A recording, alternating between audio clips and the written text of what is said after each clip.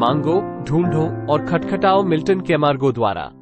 प्रथम सलाहकार रविवार विद्यालय जनरल अध्यक्षता में। परमेश्वर की योजना का एक महत्वपूर्ण हिस्सा ये भी है कि हम जब भी चाहते हैं उसके साथ बात कर सकते हैं।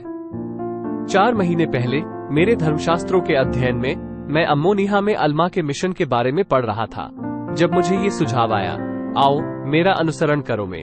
जैसा कि आपने महान आशीषों के बारे में पढ़ा है जो परमेश्वर ने नफी के लोगों को दी। मांगो, प्रभु ने कहा कि हर एक जो मांगता है प्राप्त करता है। मांगना सरल लगता है, लेकिन ये शक्तिशाली है क्योंकि यह हमारी इच्छाओं और हमारे विश्वास को प्रकट करता है। हालांकि प्रभु की आवाज को समझने के लिए सीखने में समय और धैर्य लगता है।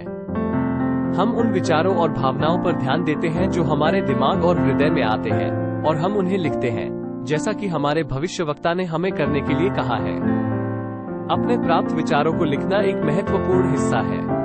ये हमें याद रखने और समीक्षा करने में मदद करता है कि प्रभु हमें क्या सिखा रहा है। हाल ही में एक प्रियजन ने मुझसे कहा, मेरा मानना है कि व्यक्तिगत प्रकटीकरण सच है। मुझे विश्वास है कि पवित्र आत्मा मुझे वे सभी चीजें दिखाएगा जो मुझे करनी चाहिए। 4 यह मानना आसान हो जाता है जब मैं अपने शरीर में निस्संदेह दृढ़ विश्वास के साथ बढ़ता रहता हूँ। 5 लेकिन किस तरह इस स्तर पर पवित्र आत्मा मुझसे हमेशा बात कर सकती है। खोजना, यहोवा ने वादा किया, वह जो खोजता है वह पाता है। हम चाहते हैं कि हम प्रभु के वादों पर विश्वास करें, क्योंकि परमेश्वर के पास आने वाले को विश्वास करना चाहिए कि वह है और अपने खोजने वालों को प्रतिफल देता है। इब्रानियों 11:6। जब हम खोजते हैं, हम विनम्रतापूर्वक स्वीकार करते हैं कि हमें अभी भी बहुत कुछ सीखना बाकी है, और प्रभु हमारी समझ का विस्तार करेगा, हमें और अधिक प्राप्त करने के लिए तैयार करेगा। क्योंकि देखो, प्रभु परमेश्वर इस प्रकार कहता है, मैं मानव संतान को नियम पर नियम, आज्ञा पर आज्ञा, थोड़ा यहाँ थोड़ा वहां दूंगा, क्योंकि वो जो पाता है उसे मैं अधिक दूंगा। खटखटाओ, अंत में प्रभु ने कहा है, उसके लिए जो खटखटाता है उसके लिए खोला जाएगा। खटखटाना विश्वास का कार्य है।